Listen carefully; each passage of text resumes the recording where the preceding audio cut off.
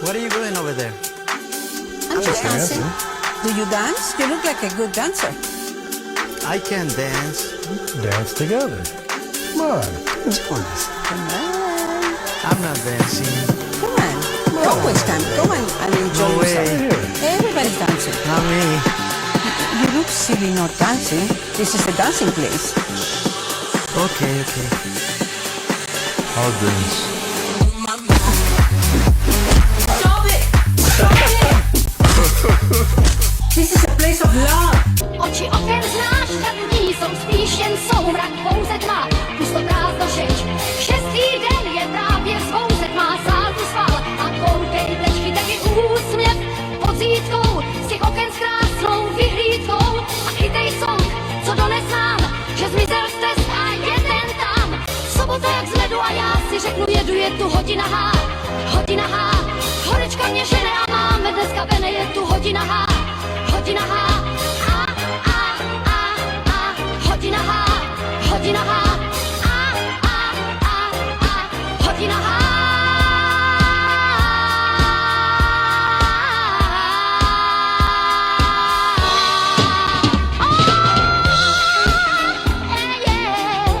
I'm a traditional crackhead.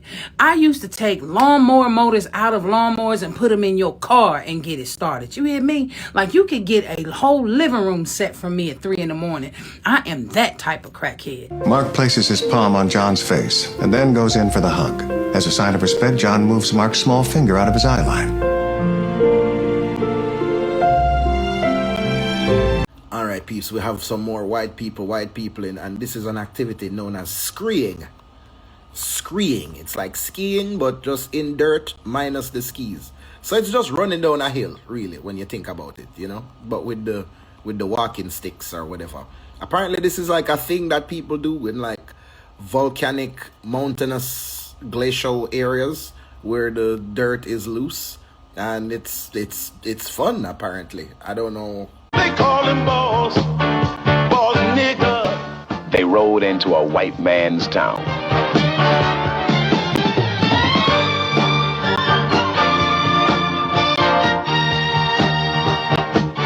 Bringing black man's law. He's black.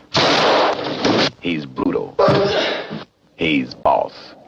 Fred Williamson is boss nigga. They call him boss nigga. You believe that that's what Jeffrey Epstein was? The Jesuits run the whole global drug racket and human trafficking. Congratulations, Erica Franzway. How did a 17-year-old team up with the United States Marine Corps on an international nonprofit no tax filings operation? It's shocking, and we need to look at her mother. One of the most evil, demonic brands in America today, it's Crumble Cookie. Gasoline is probably cleaner than a Crumble Cookie. Because I think that much more needs to be known out here in the world about what is going on in the United States, because the United States government always projects this image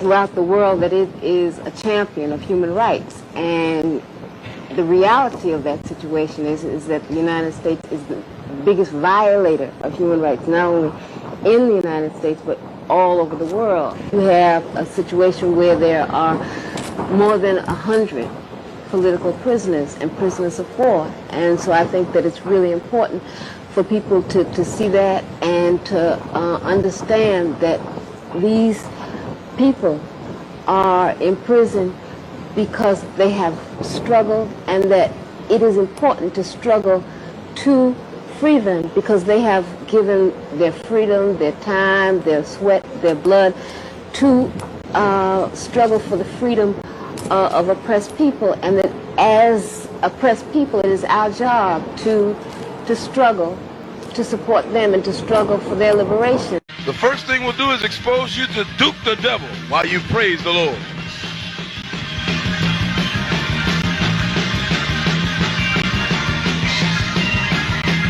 Then we'll expose you to tread on serpents, a favorite one of the saints.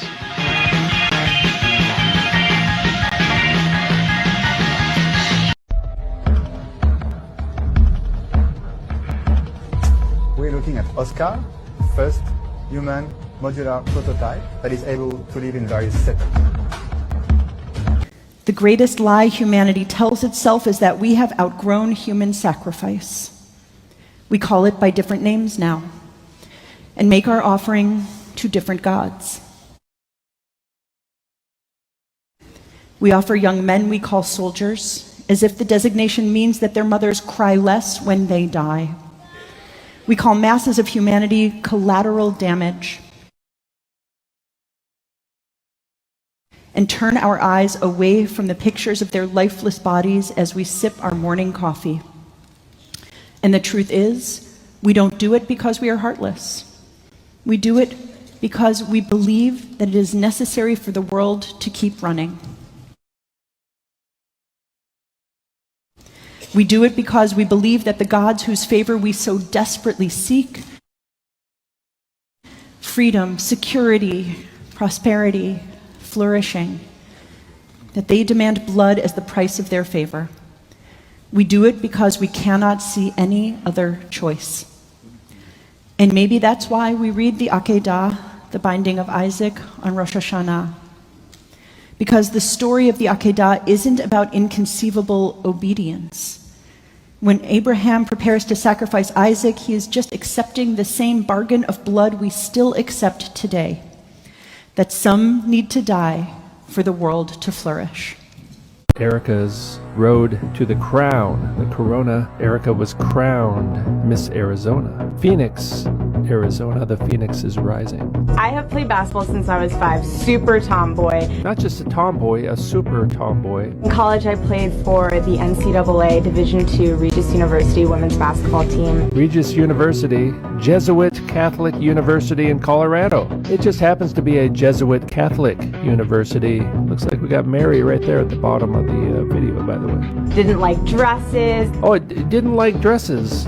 Really? You didn't like dresses. It reminds me of that Who song. Everyone thought I was a little boy. Oh, hold on a minute. Everyone thought I was a little boy. Quote, I didn't like dresses. Everyone thought I was a little boy. I wonder why they thought that. And I was just a baller completely. A baller? Were you just a baller? Yes. But, just a little baller flying a plane. Is that a boy or a girl? Thinking is illegal. If you think, we will take away your right to make a living because we love freedom. My mom hated combing my hair because it was so knotty and my hair is super long and I didn't want it combed, and so we ended up cutting it like Bam Bam, just like straight across, bowl haircut. I thought girls kind of were into like combing their hair, at least. Is that a boy or a girl? See, you could kind of go either way on that one, huh? Somewhat androgynous, one might say. So Erica has already told us that people thought she was a boy. Even when we went to the grocery store, the people would be like, hey, Sonny, you gonna take those groceries out for your mom? And I was like,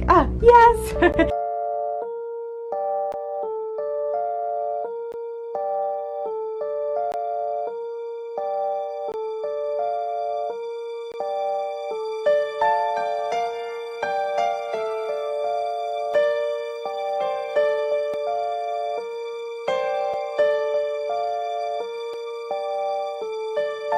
I was there from the beginning of all of it. And I'll never forget 2020 when literally the world stood still. And Charlie and I would go hiking every morning.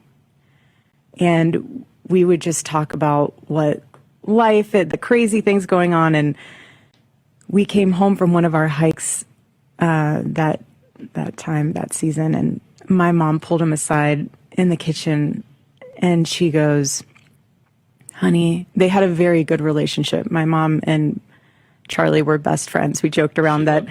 I know. We joked around that he was the favorite child. But she loved him, still loves him. And she said, you know what, honey? She said, God has blessed you with an amazing voice. And you will be the Rush Limbaugh of your generation. Mm-hmm. And 2 days later, you and him engaged in conversations about the show and about the podcast. Well, it was, hey, we're going to be doing about 5 more episodes a week now. So just tell the team and make sure that happens. 3 hours of this, 2 more hours of podcasting. Yeah. Like and he ran with that and the team ran with it. And to see the Charlie Kirk show grow from that moment until now has been so humbling and beautiful. And he loved every single day. Ein Kind umgebracht. Schick's auf Distanz, schick's jetzt. Aber ein lebendes. Und die haben das doch aufgegessen. Und es waren dann noch Haare und alle anderen Knochenteile übrig. Und Augen auch und Zähne. Igitt. Schick das jetzt auf Distanz, jetzt. Stopp. Ja. In Berlin, die Praxis der Psychotherapeutin Dagmar Eckers. Das kleine Mädchen berichtet detailliert über Mord und Kannibalismus. Diese Taten liegen gerade ein Jahr zurück. Ihre Eltern haben der Aufnahme zugestimmt. Täter und Tatorte sind der Polizei bekannt. Einzelheiten sollen nicht veröffentlicht werden. Noemi ist 18 Jahre alt. Eine junge Frau, die versucht, sich ein neues Leben aufzubauen. Ein ganz normales Leben. Mit der Besonderheit, dass sie nichts von all dem vergessen hat, was sie durchleben musste. Wenn ich jetzt rede, dann natürlich um diesen Film zu machen, um auszusagen, aber vor allem, damit man es hört und immer wieder hört.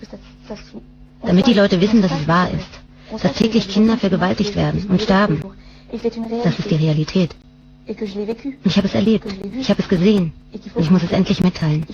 Auch wenn es nichts Schönes ist. Aber ich muss es machen. Damit die Kinder das nicht mehr erleben müssen. Damit es weniger Vergewaltigungen gibt, weniger Morde. Damit die Leute aufwachen, die Realität begreifen. So all those pedophile parties and human hunting parties that Prince Friso attended with his wife Mabel, Princess Mabel, and the Dutch royals were involved with, Queen Elizabeth and Prince Philip were involved in these human hunting parties. They were in Belgium with King Albert of Belgium on his private estates. They were on Queen Beatrice's private estates. It's how they control these people. It's with blackmail. So each of these countries, Holland has a dark side and it has a light side. England has a dark side and it has a light side. But the dark side is always associated with the Jesuits. And by the 1800s, 98 countries in Europe had rejected the Jesuits and prohibited them from operating in their countries because they completely destroyed them. And it's Jesuits that are destroying the Ukraine right now.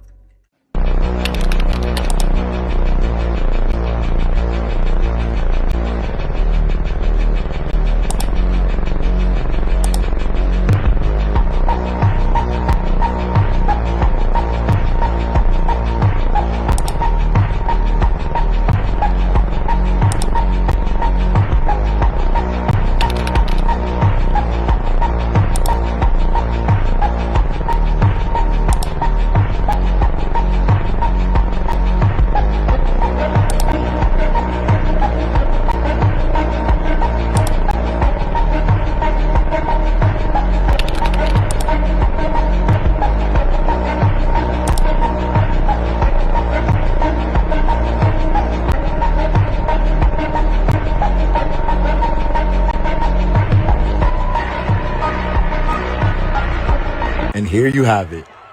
Watch the dude as he grabs the squib off of Charlie, puts it in his pocket. Watch closely. The one guy grabs the squib, gives it to the guy with the polo, he puts it in his pocket. Now the other guy that I once said, press the remote for the squib, takes the remote, puts it in the other guy's pocket, and he takes off. So the first guy gets the squib that was on the neck. Watch closely. So, boom, shot. There's the guy with the blue, puts it in his pocket. Here's the guy with the remote, puts it in his pocket. And scene. I told you guys, the guy with the brown shirt, when he pulled up his shirt, he was pressing the remote for the squib.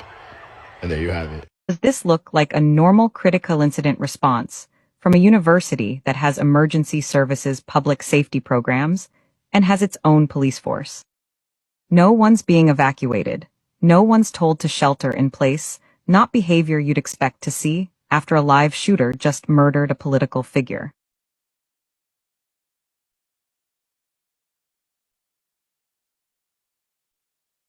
Head of security, right after Kirk was shot. Just hanging out. The words of Charlie Kirk, I I was so moved just to hear it between services. You're hearing something the first service didn't. First, I want you to know I'm fine, not because my body is fine, but because my soul is secure in Christ. Death is not the end. It's a promotion. Don't waste 1 second mourning me. Double down on truth. Double down on courage. Double down on your faith and on your families. That is how you honor me. So dry your tears, pick up your cross, and get back in the fight. Do it with joy. Do it with strength. And never ever let evil think it won.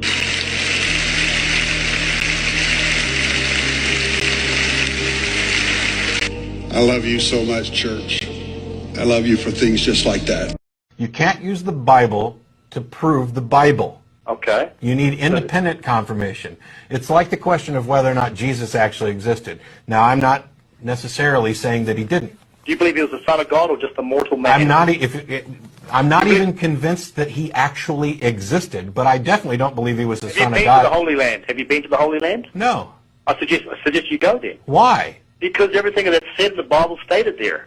The tomb, the Garden of Gethsemane, Sea of Galilee, River Jordan, everything. Okay. Check it out. Did you see the Spider-Man movie? Yeah. It took place in New York. You can actually go to New York, and those places are there. Does that mean Spider-Man was real? I mean, your standards of evidence are incredibly low. You can't justify the Bible with the Bible. You can't justify the fact that something which was supposedly took place in a real place, if the real place exists, then the events exist. Gewalt gegen kleine Kinder, ritueller Missbrauch bis hin zur Menschenopferung. Das, was Noemi uns in den nächsten Tagen erzählt, gehört zu dem Unvorstellbaren, was Menschen tun können. Noemi wird durch ihren Vater und andere Täter, Männer aus allen sozialen Schichten, eingeweiht in Szenen der Barbarei, der Folter vor laufender Kamera. Der sexuelle Missbrauch beginnt mit 5. Als Noemi 8 Jahre alt ist, wird sie entjungfert. Das war kurz und brutal. Sie machten es halt mit mir und meiner Cousine Camille. Das war's.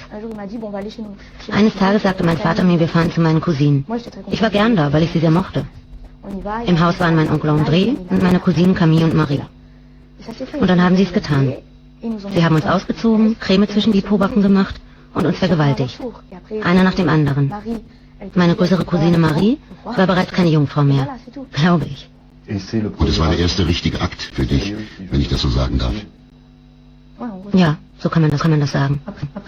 Gleichzeitig haben wir gelernt, mussten wir lernen, was Fellatio bedeutet und wie man das macht. Ja. Der Vater überschüttet Noemi mit Liebe. Er sagt dem kleinen Mädchen, seine Berührungen seien etwas ganz Natürliches. Sie wird ihm hörig. Und er verrät ihr schließlich sein großes Geheimnis. Ein unterirdisches Kellersystem, darin Kinder, eingesperrt in Käfigen. Noemi wird zur Komplizin ihres Vaters. Die Kinder blieben dort unten niemals lange am Leben. Nur solange sie vergewaltigt und gefoltert wurden, und dann hat man sie getötet. Das war's. You met him. Was he a disgraced financier? Jeffrey Epstein was absolutely connected to the Harvard Math Department. I want to know why. How was he connected to the Math Department? You're pushing me to say things I'm not going to say. But I don't mind. I'm curious. I'm not trying to push you. I understand, but I'm just not going to do it. I don't know who he was. I don't know who ran him. He certainly was not a financier in any standard sense. Really? That was a cover story, yes.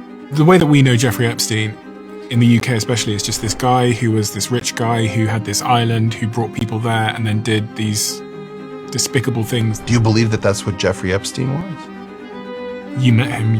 Was he a disgraced financier? He wasn't a financier the day I met him. What was he? He was a weird guy who didn't seem to know a lot about currency trading. When you say a weird guy, what made him weird? I'm not going to go back through that. My point is, you're getting a different interview. Jeffrey Epstein knew a tremendous amount about my work when nobody knew anything about my work. And he had a pipeline into me that I didn't understand, which is that he was connected to my graduate program. And you can check out the conference called Exploring Gravity. Was it a gravity conference? Yeah. It was about gravity? Yeah. What the fuck was he doing talking about bloody gravity? He's a financier. It was very important to get Nobel laureates and some of the smartest people on Earth to come to the Virgin Islands and talk about gravity. Stephen Hawking was there, David Gross was there, Lawrence Krauss was there, Lisa Randall was there, right before his conviction. And I'm telling you, he was very focused on the Harvard Math Department. And he knew all about me in ways that he wasn't supposed to. I have to be clear on my understanding of what you're saying. What I'm hearing is you believe that Jeffrey Epstein was not a financier. He was planted in some way to interfere. He was a construct, is what I said. He was a construct. In some way to mess with the progression of physics. When I met him, when the meeting was over, I immediately called my wife and I said, this person is not who they claim to be. Somebody has constructed this human being to be something that they are not. Jeffrey Epstein was a construct of something. Part of the problem with calling his plane the Lolita Express and calling his island Pedophile Island is that you just can't see all the different things that were going through this guy. It's funny you should say that, John, because there is, in fact, a little-known horror story that takes place.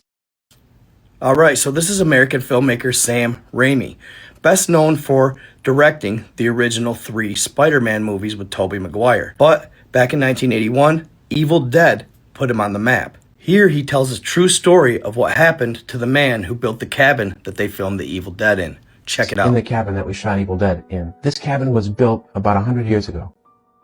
And the man who built it died maybe a week after he built the place. And it's located in this valley surrounded by these mountains that have an incredible amount of iron ore in them.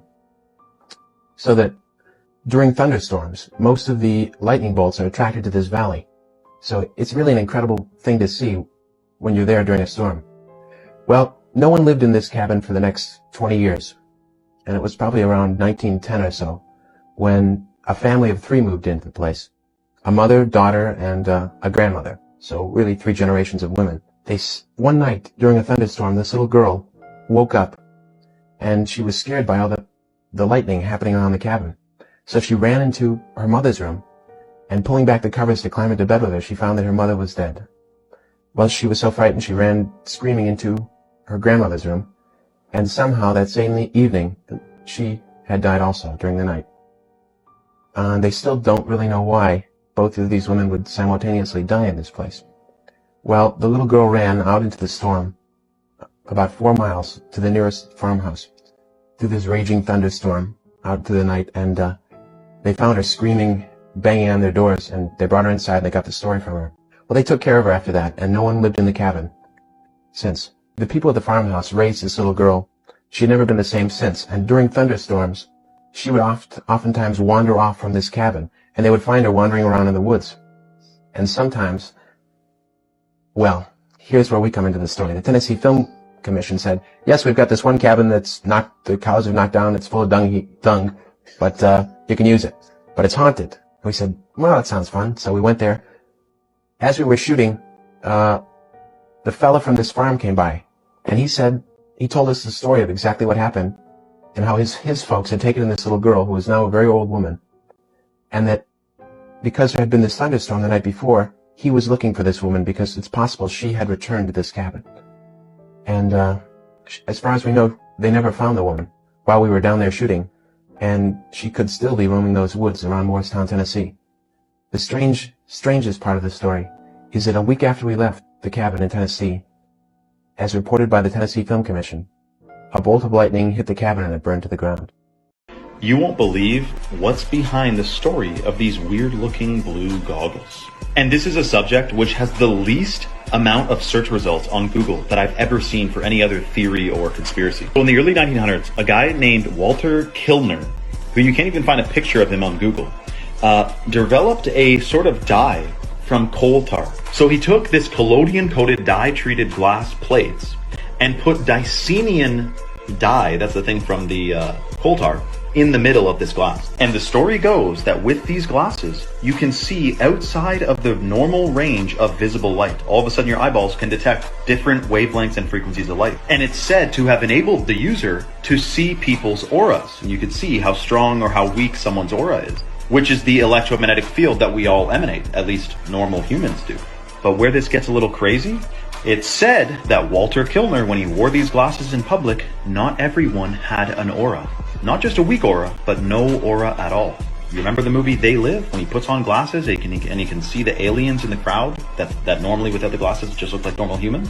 Some say this movie was actually based on the events of Dicenium glass. And then, of course, Walter's place gets raided and all of his equipment confiscated, and this gets totally buried and no one knows anything about it to this day, except for a couple stories floating around the internet.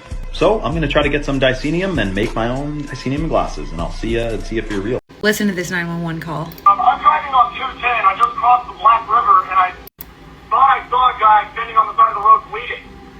Okay. Where are you at, sir? I'm on 210. I just crossed the Black River. I'm heading towards 53E. I just passed Patriots Watch. Okay, so you're over near Morse Creek? Yes.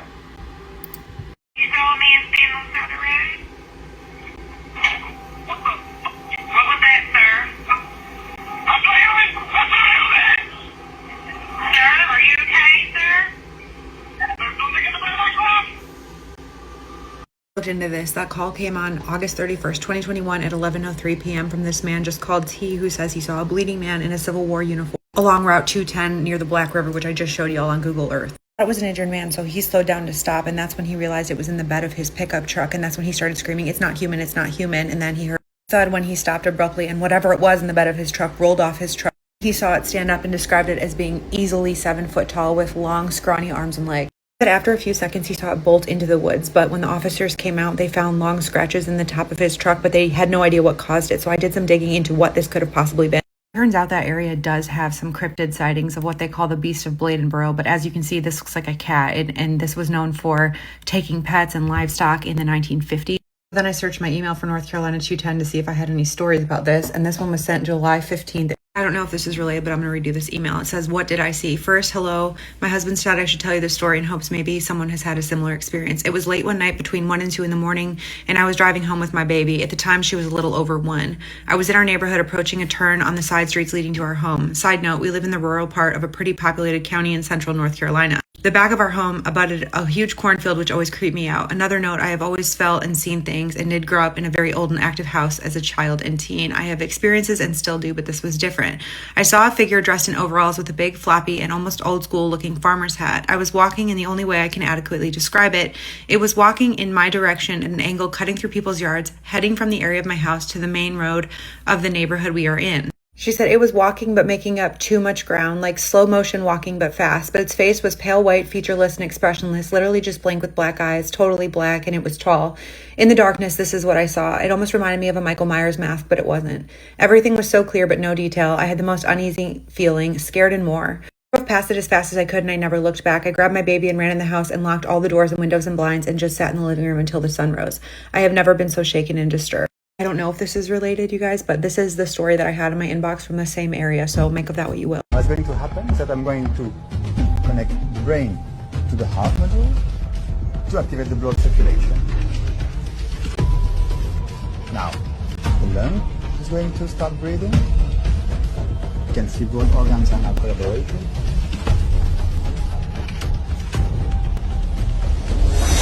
Can I kidney module? And if I have a lung module, you can start activating the organ. Now it's getting all the optimal temperature. If I have another lung, start with nitrogen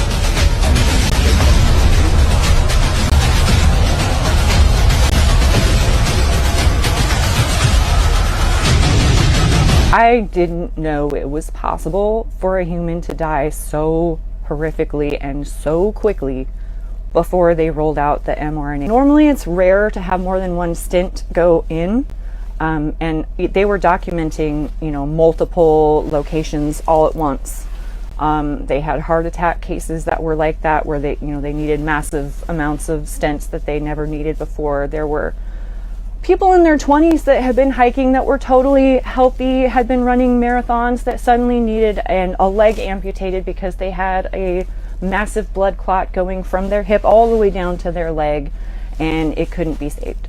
So that happened. There were some cases of overnight spinal gangrene, which I've never seen before.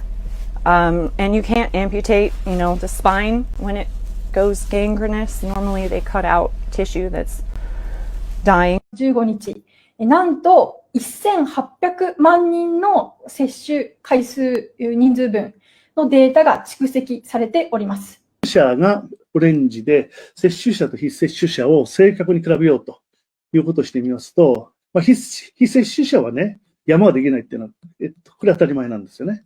打っても別になくなるわけじゃない、打っていませんので、何の問題もなく、フラットになるわけです。問題は接種者の方なんですけれども、緑のグラフ。それが初め低いんですが、1週間、2週間は少ないんです、むしろ。で、1月ぐらいから山がですね、大きくなってきまして、3ヶ月、4ヶ月目にすごい山ができるということになるわけです。それでですね、これっていうのはどういうことかっていうと、おそらく、打ったお医者さんたちは、打った当日、翌日、1週間ぐらいに関して言うと、おそらくワクチンの影響だろうということで、副作用が発生した、副反応が発生して多分亡くなったということになりまして、PMDA にですね、送るわけですよ、その情報。ところが、1月、2月です。もう一つ。それからもう一つ、分かったことなんですけども、接種をですね、打てば打つほど山が前の方、左の方に、移動しているという現象も分かりまして、接種回数が増えていくと、死亡者の山の出現が早くなります。ということは、打てば打つほど死にやすくなると。より短い期間で、だから率が増えてくるということでありまして、それでまずですね、山ができる、で、ワクチン接種に毒性だとか死亡を誘導する効果がなければ、山にまずならないわけですよ。これがまず一つの発見で、打つ回数が増えれば増えるほど移動していくというふうなことは、打ったですね、毒性が重複どんどんしていって、回数が増えれば増えるほど早くなくなっていくというふうなことだと思います。Show them the thimerosal bomb, which we keep in a metal container because we're a little afraid of it, and it's a very fine powder. This is thimerosal, which is labeled very toxic. Has cumulative effects, can cause damage to the kidneys, to the respiratory system, skin, to the nervous system. It specifically warns on here that it can cause reproductive and developmental toxicity, meaning that it can cause things like autism and other neurodevelopmental disorders. This is immensely toxic stuff. And this is what's in the vaccine. The owner is making millions of dollars off this product and really poisoning the American people. And she's not wrong. Crumble isn't just selling cookies. They go viral on social media, market to kids, load their products with sugar and toxic ingredients, and then disguise them as treats. One cookie can top 700 calories and over 87 grams of sugar. For adults, that's already over 3 times the daily recommended limit. And for kids, the American Heart Association says they should have no more than 25 grams a day. So one crumble cookie is giving them more than 3 days worth of sugar in just a few bites. So what's inside these processed treats? Bleach and processed flours, processed sugars, seed oils, preservatives and artificial flavors, and food dyes you wouldn't even want in your kids' finger paints. Oh, and this is the same brand that teamed up with the Kardashians, glamorizing that pink box full of toxins and calling it trendy. Bottom line, this is not dessert. This is a chemical cocktail disguised as a cookie, made to fatten their profits and destroy your health. So think twice next time you decide to eat one. 5G, autism. Food dyes, autism. Vaccines, autism. And now your favorite headache medicine, autism. What is bioenergetics? Bioenergetics in nutrition studies on the energy in food is converted into biological energy. ATP, for bodily functions, focusing on nutrient metabolism in the digestive and cellular pathways, particularly within mitochondria.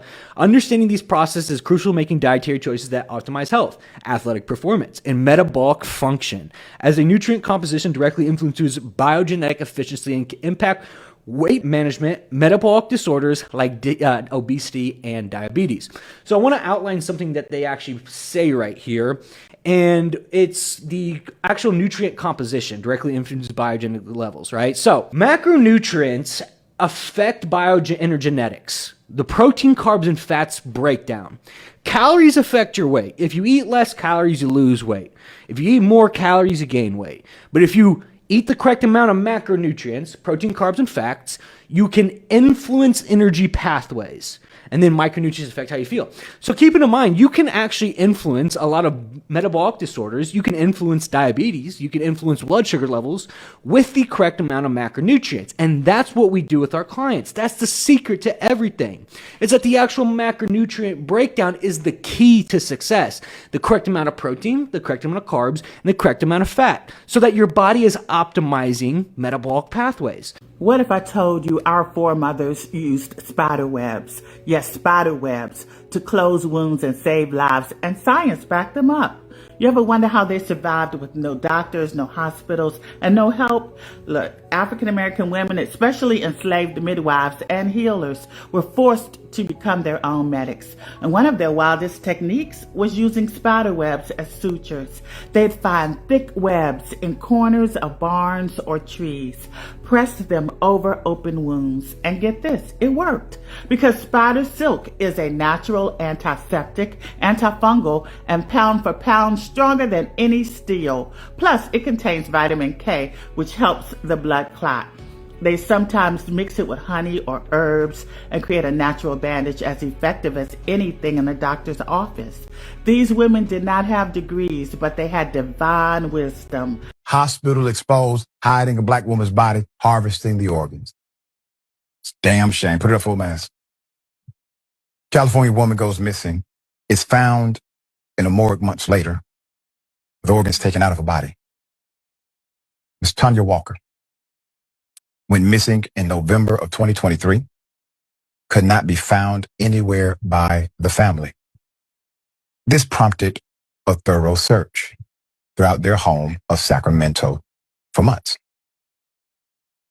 The investigation officially began November 10th, when Tanya's family reported her missing to the police. It's not like Tanya Walker to do this, so they got police involved. Her sisters, the Walker's appearance, searched for months. Then a break came. A break in the case did not come until May 2024, several months later, when the DOJ noticed that she had been marked as deceased by the DMV.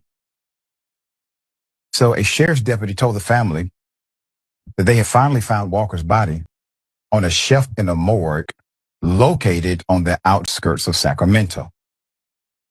When family arrived, they were shown Miss Walker's body. Walker was missing her eyes and her epidermal, her skin. Was identified through the renderings of a tattoo on her arm. Walker's family discovered that she actually died in November 2nd of cardiac arrest.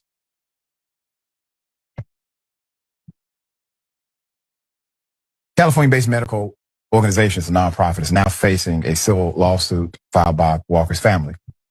They're hardcore. They're not going to be good. In 10 years, in 20 years, in 2 years, they're going to be criminals. They were born to be criminals, frankly. They were born to be criminals. And I want to speak directly to our children as well. And please hear me loud and clear. Do not listen to what Donald Trump called you yesterday. When the president from the Oval Office calls you natural-born killers, children who are born to be violent, I say this: I respect the office, but I will never honor ignorance. To our children, you are loved and you're needed. To our children, we believe in you and we invest in you. To our children, we love you and we are going to honor every God-honored potential that you have. To our children, there's nothing we won't do to keep you safe. To our children, we love you and we are going to make sure that you are never bullied, and I don't care what position they hold. Because I want to be clear, if I listened, when I was coming up, if I listened to the tropes and to the trolls, if I listened to the haters and the heartless, if I listened to the Archie Bunker mindset and the dog whistling, if I spent my time focusing on those people who did not love me instead of focusing on those people who do, I would never be the 63rd governor of the state of Maryland and the only black governor in the United States of America. Here in Maryland, we believe in you. We're going to support you. We're going to make sure you're safe. And we're going to make sure that every God-honored opportunity is within your grasp. No, wait a fucking minute. Is that a machete? Why is the marshmallow lady fucking barefoot? What the fuck could he possibly have in that fucking briefcase?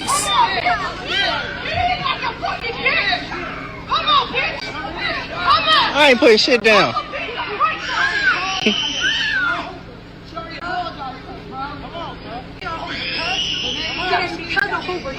It's my fault, nigga. I'm over, nigga. I'm on my nigga. I know you fucking lying. And this is the prize of Tulsa, Oklahoma? Sweet mercy, God almighty. Flooded again. One of my favorites is the Rapture's Delight.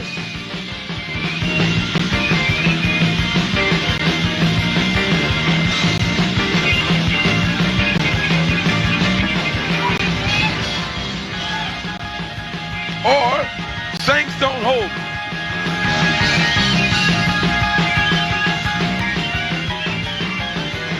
This is when the Saints really have to cut loose, Saints.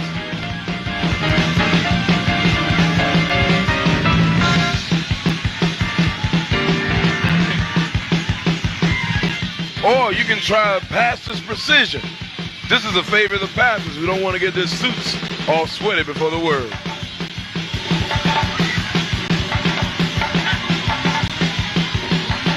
Yes, Saints, after our 10 easy lessons at David Shop School, $29.95 each, no paychecks accepted, we will accept your Master Charger Visa. Financial aid is available. You will learn how to shout and praise the Lord like never before. Yes, the rapture's coming, and you want to be ready for that rapture day. Praise Him. Enroll now.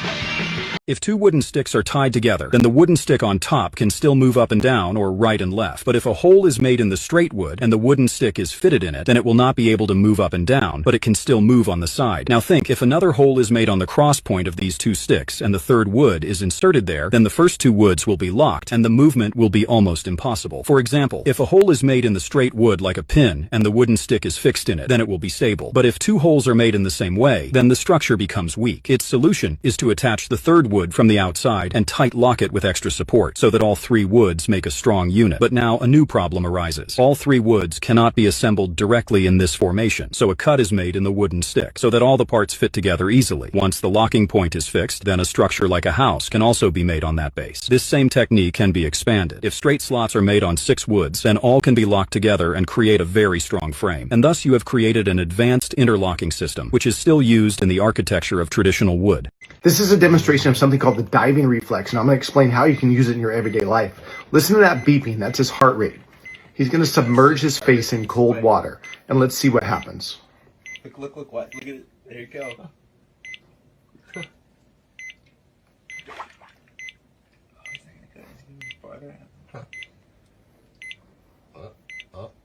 There it goes. Watch and listen. Oh my god. What? Holy Let's go! Jesus Christ. There it goes. Just like that, the heart rate slowed dramatically.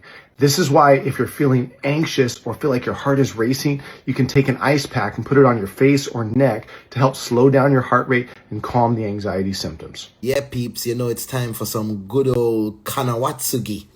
You know what I mean? It's Kanawatsugi Wednesdays or Thursdays. What day is it?